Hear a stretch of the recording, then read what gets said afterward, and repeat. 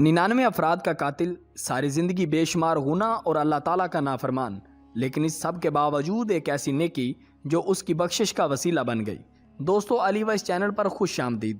آج کی اس ویڈیو میں ہم آپ احباب کو خداوند کریم کی بے پناہ رحمت کا ایک ایسا ایمان افروز واقعہ سنائیں گے جو ایسے شخص پر نازل ہوئی جو گناہوں میں اس قدر گر چکا تھا کہ کئی عبادت گزار اس کے جہنمی ہونے کا فیصلہ سنا چکے تھے، لیکن اللہ کی رحمت انسان کی عقل سے بے حد وسیع ہے۔ اس ویڈیو کو آخر تک ضرور دیکھیے گا تاکہ آپ بھی اس نیکی کے بارے میں جان سکیں جو اس شخص کے زندگی بھر کے گناہوں پر بھاری ثابت ہوئی۔ ویڈیو میں آگے بڑھنے سے پہلے آپ سے گزارش ہے کہ اگر آپ نے ہمارے چینل علی وائس کو سبسکرائب نہیں کیا تو سبسکرائب کر لیں اور ساتھ میں موجود گھنٹی کے بٹن کو لازمی دبائیں تاکہ آپ کو اسی طرح کی ایمان افروز ویڈیوز آئندہ بھی مل سکیں۔ نبی کریم صلی اللہ علیہ وآلہ وسلم صحابہ کرام کو توبہ کی قبولیت سے متعلق ایک قاتل کا نہایت خوبصورت اور ایمان افروز واقعہ بیان کرتے ہوئے فرماتے ہیں کہ بنی اسرائیل میں ایک شخص چوری ڈکیتی اور قتل میں بہت مشہور تھا اور نہایت معمولی بات پر کسی کو قتل کر دیتا تھا۔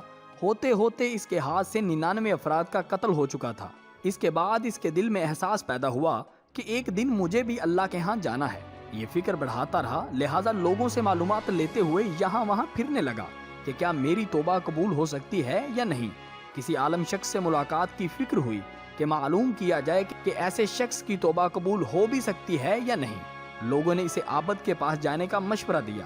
اس شخص نے اس عبادت گزار کے پاس جا کر مسئلہ معلوم کیا کہ کیا میری توبہ قبول ہو سکتی ہے اور کیا میری مغفرت ہو سکتی ہے جبکہ میں نے 99 انسانوں کی جان لی ہے۔ تو اس عابد کو مسئلہ معلوم نہیں تھا، تو اس نے اپنی عقل سے قیاس آرائی کی کہ جو آدمی 99 انسانوں کی جان لے سکتا ہے تو بھلا اس کی مغفرت کیسے ہوگی۔ چنانچہ اس نے کہہ دیا کہ تیری توبہ قبول نہیں ہوگی۔ یہ سن کر اس شخص کو ایک بار پھر شدید غصہ آیا اور وہ اس پر قابو نہ رکھ سکا اور اس نے اس عابد کو بھی قتل کر دیا اور کہا کہ اگر میری توبہ قبول ہی نہیں ہوگی تو پھر تمہیں مارنے سے بھی کوئی فرق نہیں پڑتا۔ مگر اس کے دل میں وہی بے چینی اب بھی اسی طرح باقی تھی کہ میری مغفرت کی کوئی شکل ضرور ہوگی، اس لیے اس نے لوگوں سے پھر معلومات کا سلسلہ جاری کر دیا کہ روئے زمین پر سب سے بڑا عالم کون ہے، اس سے جا کر کے معلوم کروں گا، وہی صحیح مسئلہ بتا سکتا ہے۔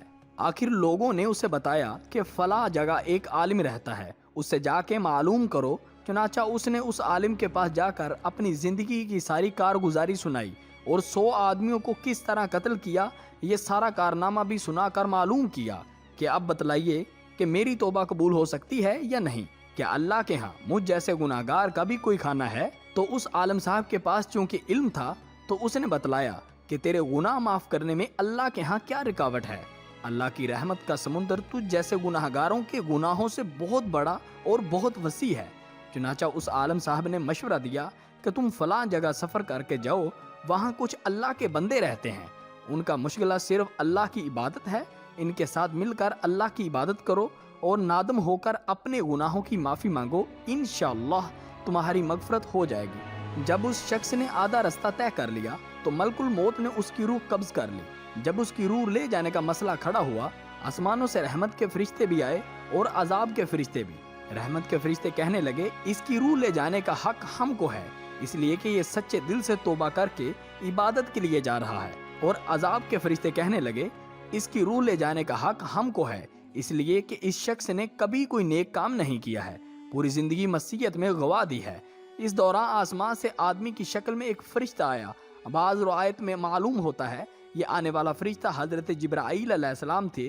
چنانچہ اس فرشتے نے تشریف لا کر ان دونوں طرح کے فرشتوں کے درمیان یہ فیصلہ کیا کہ دونوں طرف کی مسافت ناپ کر دیکھ لو کہ جہاں سے آ رہا ہے اس کی مسافت قریب ہے یا جہاں جا رہا ہے وہاں کی، لہٰذا جہاں کی مسافت قریب ہو اسے وہاں والوں میں شمار کر دیا جائے۔ چنانچہ دونوں طرف کی زمین ناپ کر دیکھی گئی تو جہاں جا رہا تھا وہاں کی مسافت جہاں سے آ رہا تھا اس کے مقابل صرف ایک بالشت قریب ہے، لہٰذا فیصلہ ہوا کہ مقام مسیحیت سے مقام عبادت صرف ایک بالشت قریب ہے، اس لیے رحمت کے فرشتے کو اس کی روح لے جانے کا حق ہوگا۔ چنانچہ اللہ کی طرف سے اس کی مغفرت کا اعلان ہو گیا۔ ایک روایت میں آتا ہے کہ قتادہ رضی اللہ تعالیٰ عنہ فرماتے ہیں حسن نے فرمایا کہ ہم سے یہ ذکر کیا گیا ہے کہ جب اس شخص کے پاس ملک الموت آیا تو وہ شخص سینے کے بل اس سرزمین کی طرف گھسیٹتا گیا۔ دوستو، کہ آپ کو علم ہے کہ ایسا کیوں ہوا؟ حدیث قدسی میں آتا ہے کہ میں اپنے بندے کے ساتھ اس کے گمان کے مطابق ہوتا ہوں اور وہ مجھے جہاں بھی یاد کرے میں اس کے ساتھ ہوں۔ बाखुदा अल्लाह अपने बंदे की तौबा से इससे ज्यादा खुश होता है जितनी खुशी तुम में से किसी ऐसे शख्स को होती है जिसका जानवर बेआबा में गुम होके फिर उसे मिल जाए।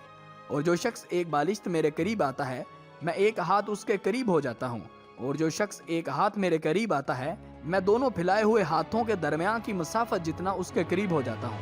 और जब वो मेरी तरफ चल कर आता है तो मैं उसकी तरफ दौड़ कर आता हूँ।